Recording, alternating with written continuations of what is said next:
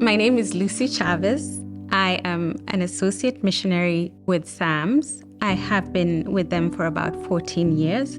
My husband and I serve primarily in Kenya, and we work with the Anglican Church of Kenya.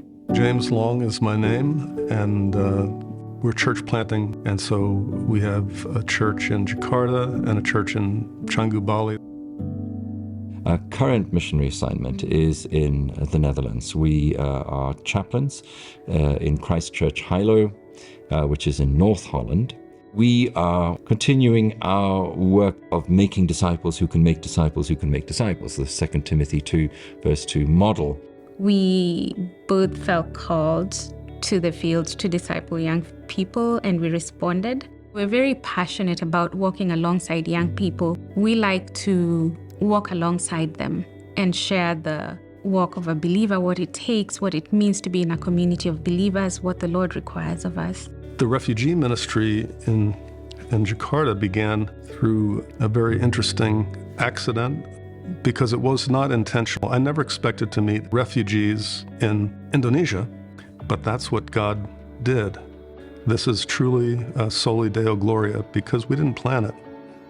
We did not have an elaborate plan. We just knew we were called. God sees things differently. And so in our role, we constantly tell them we do not have all the answers. God does. And so we encourage them to lean on God and His faithfulness and to respond to Him faithfully. When it comes to God's work, it's really a response to the Great Commission. Being a missionary is costly. Just living on trust, it's part of the process. And I wouldn't want to change that. The young people that we started with are now the trainers. We're now training the trainers. I'd say this is God's faithfulness. When we speak about the multiplication of disciples, that is really where we need to go, because that's how the early church grew as rapidly as what it did. That's been our goal in everything that we've done. But the whole idea is not to keep the tools for myself and to be the disciple maker, but to give the tools away, to work ourselves out of a job. And that's what we did in Southern Africa. After we'd trained so many people, there was no point for us to stay there because they were actually doing what we were doing and we were just duplicating what we had trained them to do. And so once they've got the tools, let them go.